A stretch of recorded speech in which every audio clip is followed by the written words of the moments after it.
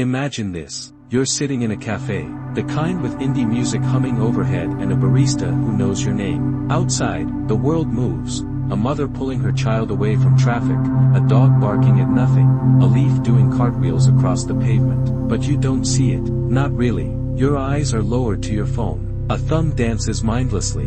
A notification pings. Dopamine flares. 5 seconds later, it's forgotten. You swipe, scroll, glance up, check the time. An hour has passed. You can't remember a single meaningful thought you had. But your coffee's cold. Your heart's restless. Your brain hums like a machine that's been left running too long. And here's the strange part.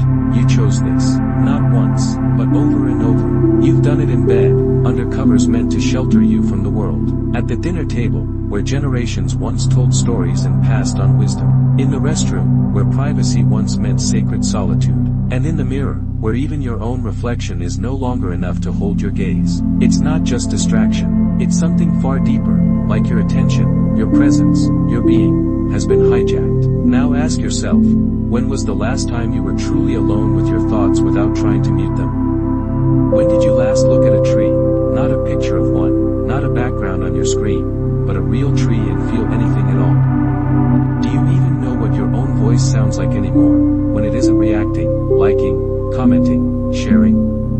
What if I told you that modern life hasn't just stolen your attention, it's teaching you to never want it back? This isn't about productivity. This isn't about screen time or digital detoxes. This is about something far more fundamental. The war for your soul disguised as convenience. Because what if every time you reached for your phone, what you were really reaching for was escape? Not from boredom, but from yourself. From the aching silence that asks questions you don't want to answer. From the parts of you that are still wounded, still waiting. From the terrifying realization that in a world louder than ever, you've become almost invisible to yourself. Modern life gives you everything, except stillness. Infinite knowledge, but no wisdom. Unlimited connections, yet no intimacy. A constant stream of updates, and no idea who you are when the feed stops loading. It's a strange kind of captivity, where the chains are made of likes, the cell is padded with noise, and the door is left wide open, but you never think to walk out. Have you noticed how silence now feels like punishment? How stillness feels like laziness? How boredom, once the birthplace of imagination, is now treated like a disease? You're not lazy, you're not broken, you're just caught in a system that profits from your distraction. A system so deeply embedded into your daily rituals that it feels invisible. But invisibility is the most dangerous form of control, because what you can't see, you can't resist. So the question becomes, what if your attention is the most valuable thing you own, and you've been giving it away to the highest bidder without even realizing it? What if every harmless scroll was costing you something sacred? Your depth, your curiosity, your aliveness. You used to wonder what you could do with more time. Now you have the time, but your mind is nowhere to be found. And here's the real tragedy. If you never learn to reclaim your attention, you may live your entire life near yourself, but never truly with yourself. So the question echoes louder now. What is the true cost of a distracted life? Not in minutes or megabytes, but in meaning, in memory, in the slow erosion of what it means to exist. Because maybe the real danger isn't that we're distracted. Maybe it's that we've forgotten what it means to not be. And if that's true, then we have to go deeper. We have to ask, why? Why does this world, this beautifully advanced, endlessly connected, astonishingly powerful world, leave us feeling so fragmented, so hollow, so lost? Why do we reach for distraction like it's salvation, when all it does is bury us further? The answer lies beneath the surface, layered in history, philosophy, psychology, and something ancient in your soul that still remembers what it was like to be whole. And to find that answer, we must descend into the hidden roots of this attention crisis. Where the problem didn't begin with screens, but with something much older, more primal, and far more disturbing, ready to go deeper. Let's begin. You weren't born distracted. There was a time, perhaps you've forgotten it, when your curiosity was unfiltered, when you stared at shadows on walls and wondered what they meant, when a question wasn't a nuisance but a doorway. You didn't fear silence. You played with it. You painted in it. You became in it. So what happened? To understand the theft of your attention, you must look beneath the surface, beyond the smartphones, beyond the buzzing notifications, beyond the illusion that this is merely a technological problem. Because it's not. Technology is only the delivery system. The disease runs deeper. This is a psychological wound, a philosophical distortion, a civilizational misdirection. Let's go back. In a world shaped by mechanization and mass production, human beings began to see themselves not as souls, but as systems, as inputs and outputs, as parts of a machine. The Industrial Revolution didn't just change how we worked, it changed how we thought about ourselves. Time became money, silence became inefficient, attention became a resource to be extracted, not a sanctuary to be protected. And slowly, imperceptibly, your worth was no longer measured by your depth, but by your utility. You feel this, don't you? The pressure to always be doing, to always be available, to never pause unless the pause is monetized, scheduled, or productive. You measure your day in clicks, likes, tasks completed. You've internalized a lie, that stillness is waste, that contemplation is laziness. But Carl Jung warned us, hurry is not of the devil. Hurry is the devil, because when you hurry, you fragment. When you fragment, you forget. And when you forget, you become manipulable. Modern life thrives on this forgetting. We live in what philosopher Byung-Chul Han calls the achievement society, a world obsessed with optimization, where you are both the slave and the master of your own productivity. You scroll because you think you're choosing to. You respond instantly because you think you have to. But you've become a self-surveilling subject, trained to betray your inner world for the sake of performance, metrics, and approval. Nietzsche saw this coming. He wrote of a time when people would be so consumed by surface pleasures, by fleeting distractions, that they would lose touch with their inner will to power, the drive to become who they truly are. And that's the most sinister aspect of this crisis. It's not that you're being distracted, it's that you're being distanced from your own becoming. Consider this. You are biologically wired to attend. Your nervous system is shaped by millennia of evolution to notice what matters: danger, beauty, intimacy, meaning. But modern society has hijacked those ancient systems. Your brainstem doesn't know the difference between a lion in the grass and a red notification bubble. It reacts the same, with urgency, cortisol, a jolt of hypervigilance. This is not accidental. Apps, platforms, algorithms, they are engineered by behavioral scientists who study how to keep you addicted. They exploit cognitive biases you didn't know you had, variable rewards, like a slot machine, keeping you checking, checking, checking. Social validation loops, making you equate self-worth with digital applause. FOMO, a manufactured sense of absence, so you always feel like you're missing something. Never someone, always something. But beneath the tech lies a deeper truth. We were already hungry for distraction. The algorithms didn't create that hunger, they just fed it. Which begs the question, what were we trying to avoid all along? Schopenhauer might say, pain. The pain of existence itself. The ache of being alive and not knowing why. To be conscious is to suffer, he believed, and distraction is merely anesthetic. Sartre would argue that distraction masks freedom, that our ability to choose terrifies us, so we bury it beneath trivialities. We prefer the bad faith of scrolling, because real freedom demands responsibility. For our time, our choices, our essence. Viktor Frankl would say it differently, that in the absence of meaning, people pursue pleasure, power, or status, but these are substitutes. What we truly crave is purpose, and when we don't find it, we reach for whatever numbs the ache. That's the real root of this crisis. You aren't addicted to your phone, you're addicted to avoiding yourself, because facing yourself is hard, it's uncomfortable, it forces questions that don't have easy answers. Why do I feel empty when I'm alone? What is my life actually for? Who am I when no one is watching?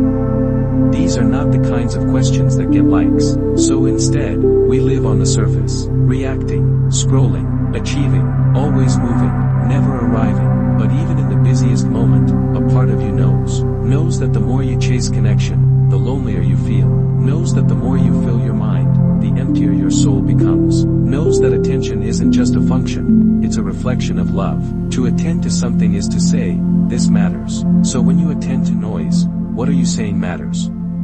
When you offer your gaze to chaos, to comparison, to consumption, what are you saying to your inner world?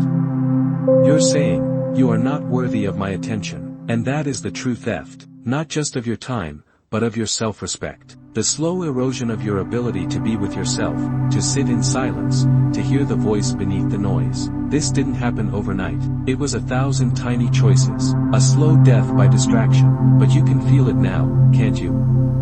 The weight of it, the hunger for something real, something whole. We are not at war with technology. We are at war with a worldview that treats attention as currency rather than consecration. And until we reclaim that sacredness, we will remain asleep, numb, reactive, lost. But there are consequences to this sleep. Consequences we don't yet see. Consequences that ripple through our relationships, our politics, our very sense of self. And they are coming for all of us. Let's go further. Let's look into the shadows where these consequences hide. Where our fragmented minds have begun to reshape the very world we live in. It begins subtly, a missed conversation, a glance at your phone instead of your child's eyes, a night where you scroll yourself to sleep, then wake up more tired than before. But over time, the subtle becomes structural, the minor becomes monumental, and one day, you look at your life, and realize you've built it around absence. This is the quiet devastation of distraction, not the chaos it creates, but the connection it erodes. Because the real consequence of stolen attention isn't that you're unproductive, it's that you're unavailable, to life, to love, to the parts of yourself that long to be seen. Let's be honest, when was the last time you gave someone your full presence? Not while checking your phone, not while half listening, but truly, undividedly, as if the moment itself were sacred. Now ask, when was the last time someone gave you that? The modern mind has become a fractured mirror. It reflects everything, yet holds nothing. And this fragmentation shows up everywhere. You see it in your inability to finish a book, in the need to check your phone mid-conversation, in the jittery discomfort you feel when there's nothing to do. But deeper still, it shows up in your sense of self. Cognitive science tells us your attention is not just a lens, it is a sculptor. What you attend to, you become. Your identity is carved in real time by what you notice, what you return to, what you linger on. So what happens when your attention is constantly pulled outward? When you're always reacting, never reflecting? When your thoughts are shaped not by your inner compass, but by trends, hashtags, and headlines? What happens is this, you become a stranger to yourself. You forget what you care about. You forget how to sit with complexity. You become addicted to clarity, certainty, immediacy, at the expense of wisdom, mystery, and patience. This is not an exaggeration. Neurologically, your brain is rewiring itself to crave novelty, to favor dopamine over depth, to seek stimulation instead of meaning. And the consequences go far beyond the individual. They ripple outward, into culture, politics, relationships, even democracy. When people can no longer hold their attention, they can no longer hold a conversation. They speak in slogans, react in outrage, and scroll past nuance. Ideas become memes. Dialogue becomes debate. Polarization thrives in short attention spans. Complexity requires time. Understanding requires slowness. But we've created a culture that punishes both. In a distracted world, whoever shouts loudest wins. Not because they're right, but because they're noticed. This is how truth begins to erode. Not through censorship, but through noise. As Aldous Huxley warned, the real danger isn't that we'll be oppressed into silence, but drowned in irrelevance. That we'll be so bombarded with information, entertainment, and stimulation that we'll lose the ability to care. Care, that's the key, because attention is the seed of care. And when your attention is stolen, so is your capacity to love.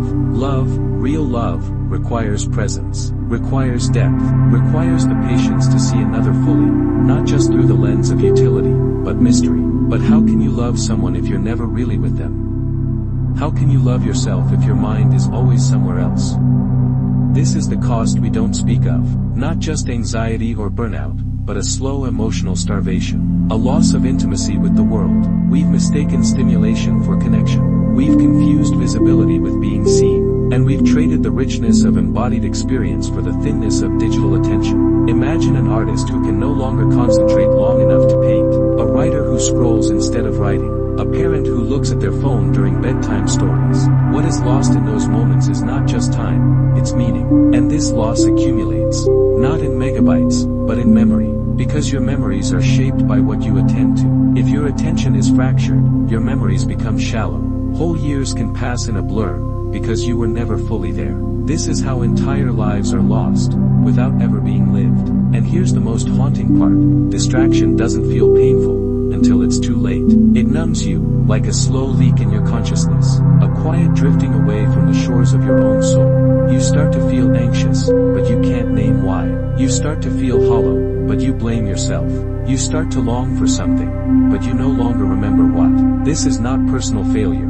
It is systemic erosion, an attention economy that profits from your disconnection, a society that rewards performance over presence, a culture that commodifies your consciousness. But it doesn't stop there, because a distracted person is not just less happy, they're more controllable. They don't notice the creeping surveillance. They don't question the manipulation of their desires. They don't resist, because resistance requires awareness. And how can you resist what you no longer see?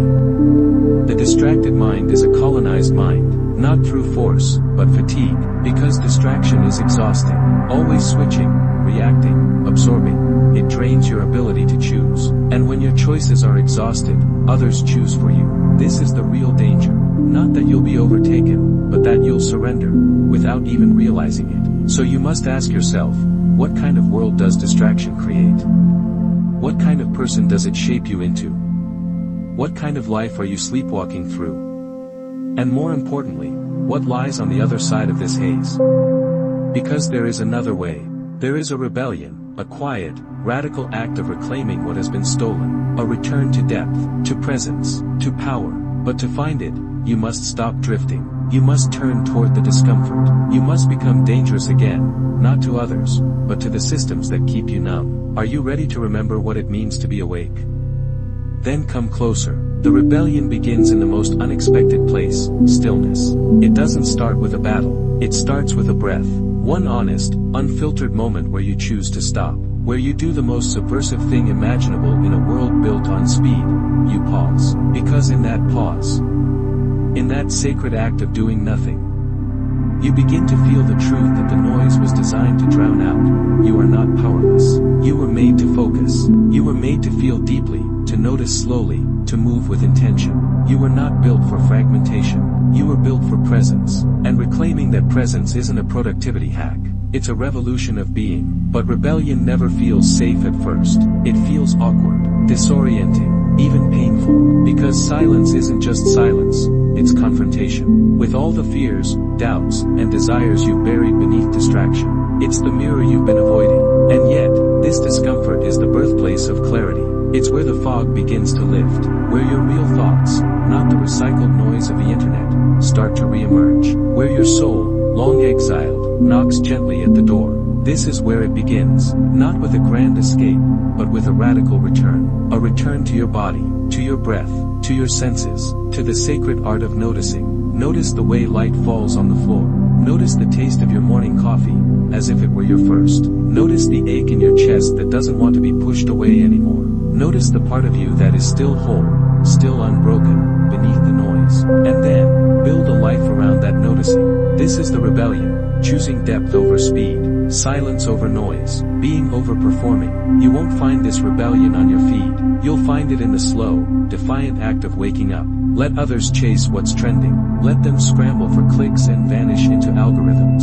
You will become ungovernable by reclaiming your inner governance. You will reclaim your time, not to optimize it, but to honor it. You'll begin asking forbidden questions. What do I want to pay attention to? What would I create if no one ever saw it?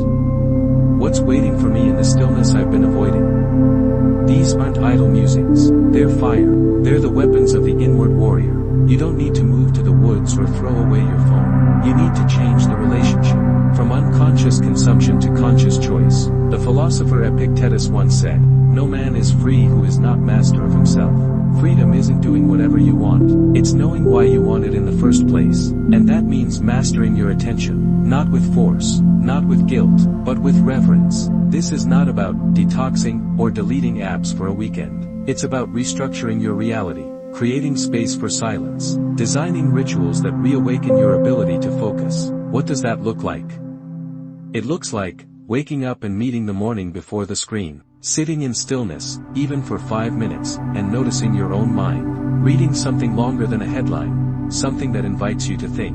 Creating instead of reacting. Writing down your thoughts instead of outsourcing them to digital echo chambers. Giving someone, anyone, your full, undivided, trembling attention. Not because it's easy, but because it's holy. When you take back your attention, you take back your life. And when enough people do that, we take back the world. Because attention is political. To be awake in a distracted society is to be dangerous. It means you won't fall for the fear cycles, the manufactured outrage, the endless dopamine bait. It means you'll stop being a puppet, and start being a presence. That's what the world needs. Not more reaction, more presence. You want to fight the machine? Sit quietly with your own thoughts. They don't want you to do that. Not because it's boring, but because it's transformative. And make no mistake, this rebellion will cost you. It will cost you your comfort. It will cost you the false intimacy of likes and hearts. It will cost you the illusion of being plugged in. But in return, it gives you something far greater: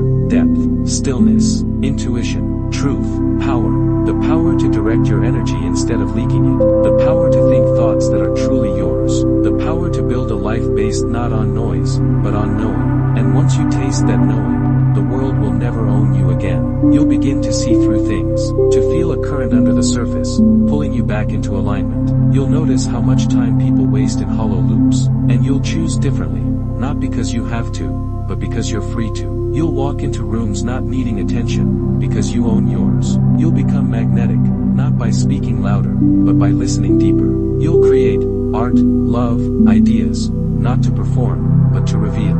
And slowly, beautifully, you'll become someone the world cannot distract. Because you will have remembered what they tried to make you forget, that your attention is sacred, that your inner world is worth returning to, that every second you truly see is a second well lived. This is how the rebellion wins, not in noise, but in quiet acts of devotion, in each breath reclaimed, in each gaze unbroken, in each choice made from depth, not habit. You don't need to be perfect, you just need to be awake.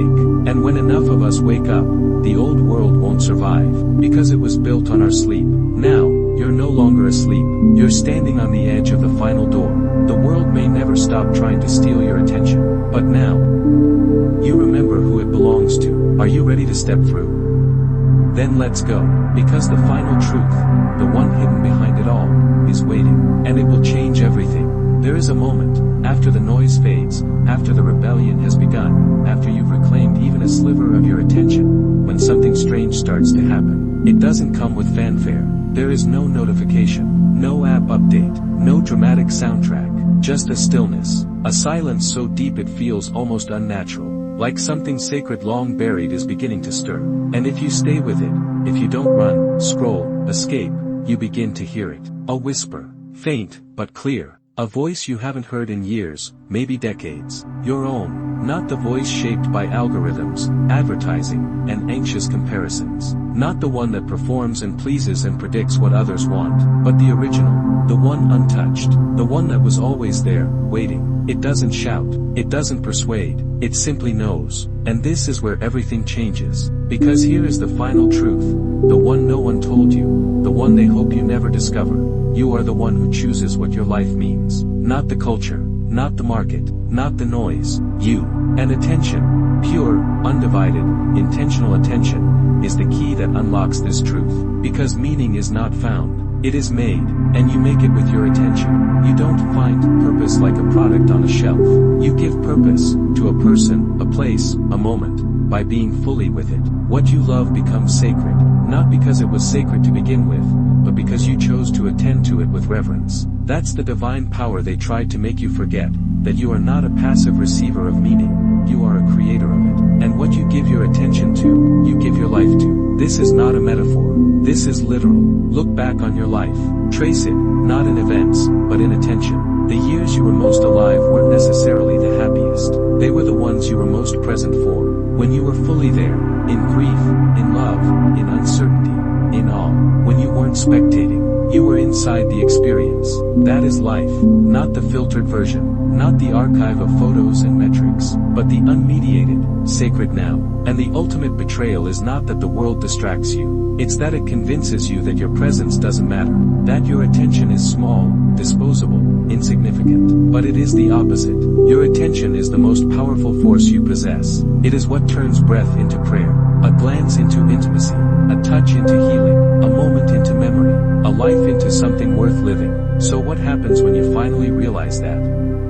You stop outsourcing your meaning. You stop waiting to be told what matters. You stop looking for the next thing to chase, fix, optimize. Instead, you begin to build a life where you decide what is worthy of your attention, not because it's trending, but because it speaks to something eternal within you. You begin to see time not as something to manage, but as a sacred currency to spend wisely. You begin to experience people again, not as avatars or projections, but as living mysteries, impossible to reduce. You begin to live with a kind of intensity that has nothing to do with hustle, and everything to do with being awake. Suddenly, small things feel large, the sky has depth again, a conversation becomes a portal. Your own thoughts, when untainted by the crowd, begin to feel alive. This is what it means to remember that your attention was never the problem. It was your birthright, your gift, your compass, and they tried to steal it not because it was weak, but because it was powerful. So here you are now, standing in that truth, holding the key, and now you must decide, will you continue sleepwalking through the performances? Or will you live the kind of life that requires your presence? Will you numb yourself with noise? Or will you attend to your days like a sacred ritual? Will you follow the current? Or will you sit so still you can feel the undertow shift? Because this is the moment, right now, not later, not after the next notification, right here, in the pause between these words, in your breath, in your body, in the weight of this realization. This is not just about attention, this is about freedom, and freedom is not something you wait for, it's something you practice, in every moment you choose to be here, fully, unapologetically, alive. So go, not to escape, but to return, to yourself, to your vision, to the life that's been waiting for you all along. Put down the screen, close your eyes, and remember, you are not the noise, you are the one who hears it, you are not the chaos, you are the still point inside it, and you are not lost, you are simply waking up. Now choose, not later, not after another scroll, now, because this moment is not a distraction, it is the beginning, and you are finally home.